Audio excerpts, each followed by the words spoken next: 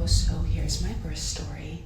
Can't believe that she fit inside of me 3 weeks ago. She is my birthday twin. She was born on my birthday just after midnight. How is this possible? This photo was taken like 2 weeks after she gave birth to Fonnie Golden Smith.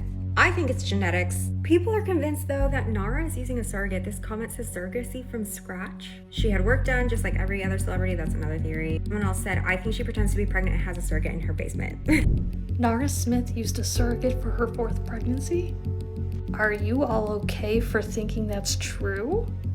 Nara Smith's 20-something young and her body bounced back like that. How is the internet gonna act normal when Nara Smith literally broke the laws of biology, at least according to TikTok detectives? Because apparently posting one picture with visible abs 2 weeks after giving birth was enough to convince half of social media that she used a surrogate. Yes, you guys, a surrogate. The girl uploaded a sweet photo holding baby Fonnie, probably thinking she was giving new mom glow. But the timeline, it lost its mind. People were like, she had a surrogate, for anyone wondering. And I'm over here like, y'all, she literally gave birth at home with her midwife. She even said she had a membrane sweep before the delivery. That's the kind of detail no surrogate theory can argue with. Not gonna lie. Still, the drama spread faster than postpartum cravings because heaven forbid a woman's stomach looks flat without a 12-step explanation. The way that people were connecting dots, surrogate theories, fake bumps, plastic surgery, like they were solving a true crime case. It's messy, you guys, and we need to talk about it.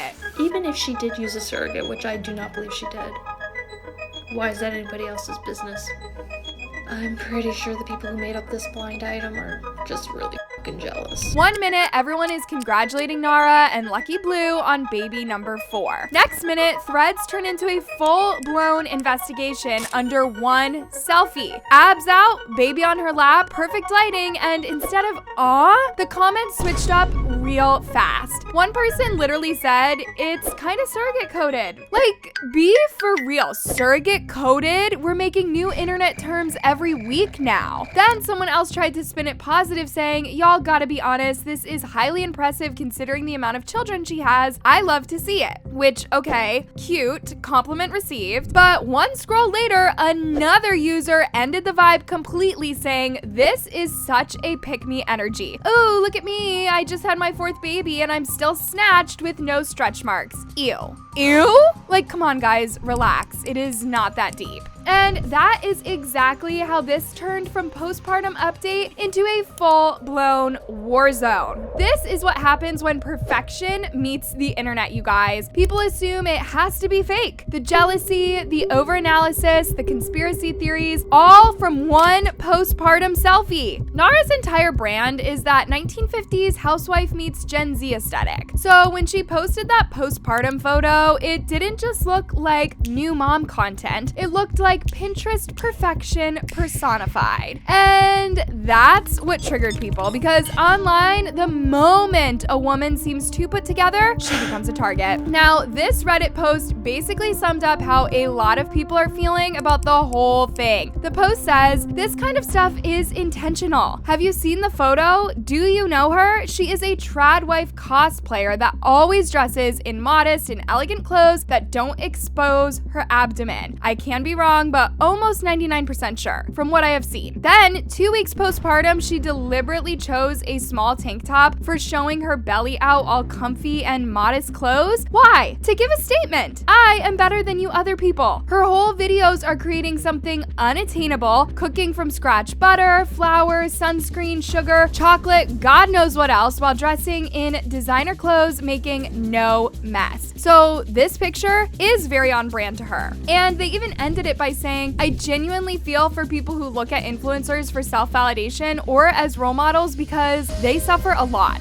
Now, that is a strong take, and it really shows how deep people are reading into this. Like, this person practically wrote a whole thesis paper over one picture. But do you guys see what I mean? That is the whole problem. When someone is too put together, the internet assumes it's an act. They just can't imagine someone just living their life without it being a strategy. And let's be honest, the way some people talked about her body was low-key scary. Suddenly, everyone is a medical medical expert dissecting her posture and photos like they're reading ultrasounds. But you couldn't tell me that this wasn't building up to something, because right when the speculation hit its peak, Nara finally decided to say something. Nara drops a new post on Instagram with a caption so poetic you would think it was a self-care mantra. She writes about how women's bodies are pure magic, how they stretch, grow, and bring life into the world. Basically a love letter to motherhood. And truthfully, beautiful message. But the internet did what it does best. Split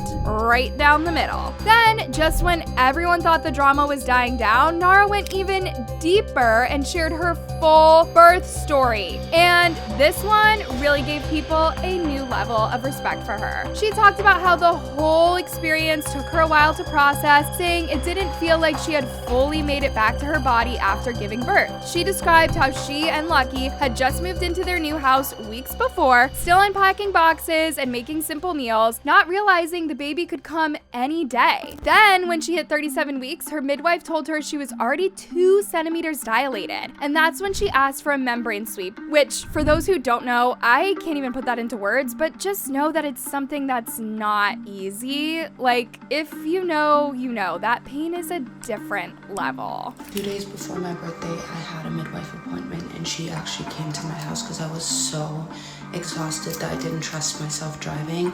So she came over to come check on me, and I was already about 2 or 3 centimeters dilated.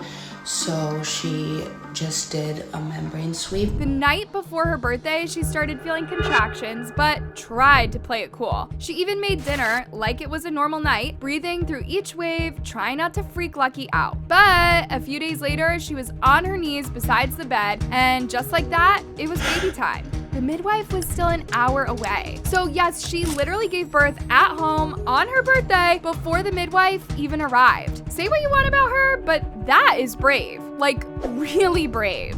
My 24th birthday is in a week. I'm also about to give birth to my 4th child at home. We just moved in after renovating our house for 10 months, so there's a lot to catch you guys up on.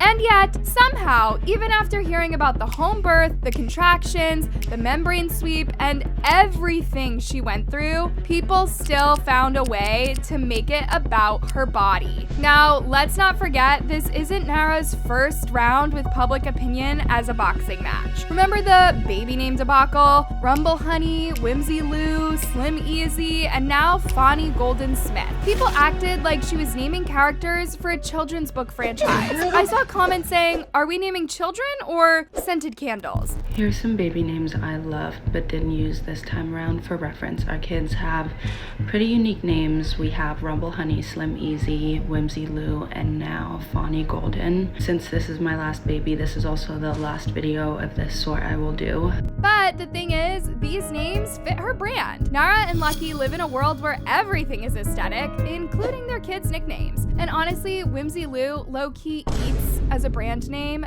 do not lie. Then there's the whole too many kids too young discourse. People love to judge her for being 24 with 4 kids, but she's been open. She wanted to be a young mom. She's not Mormon, she's not in a cult, she just likes babies and homemade sourdough. And that's what kills me, because social media always wants you to do you until you actually do.